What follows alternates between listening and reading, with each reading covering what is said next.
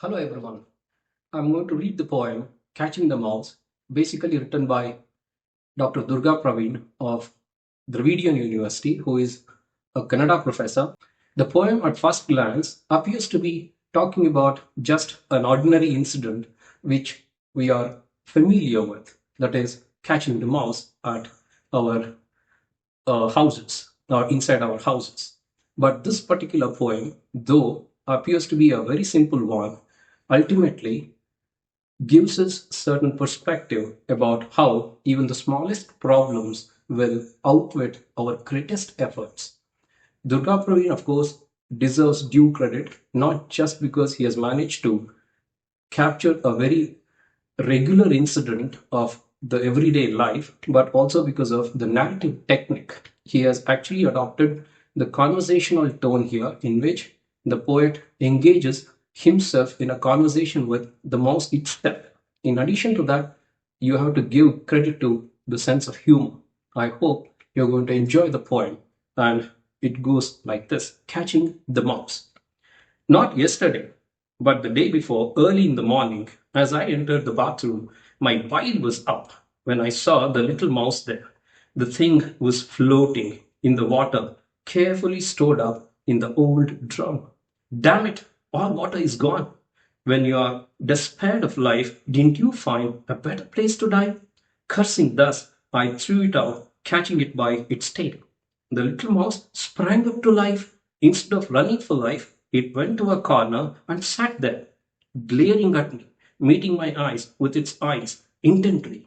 I felt a little odd and awkward.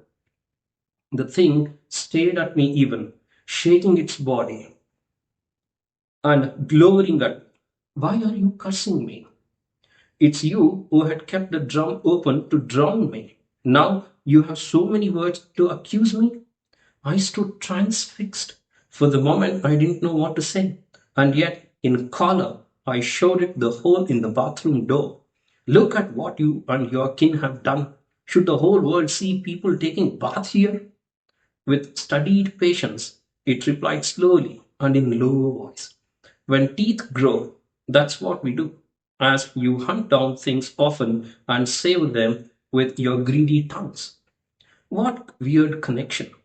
Good student, though I am, I grabbed a firewood for cudgel. It was half burned into ashes and charcoal. The mouse yet asked me, what?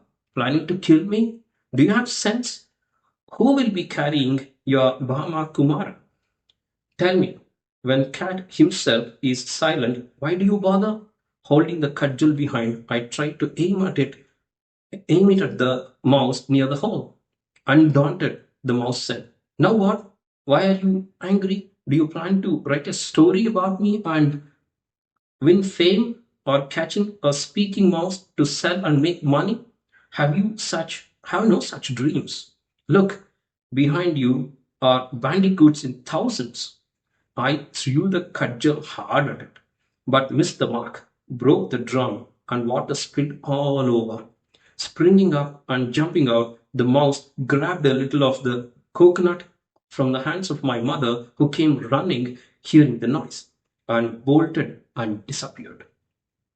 In the water spilled and running, I kept seeing the image of the mouse. Thank you.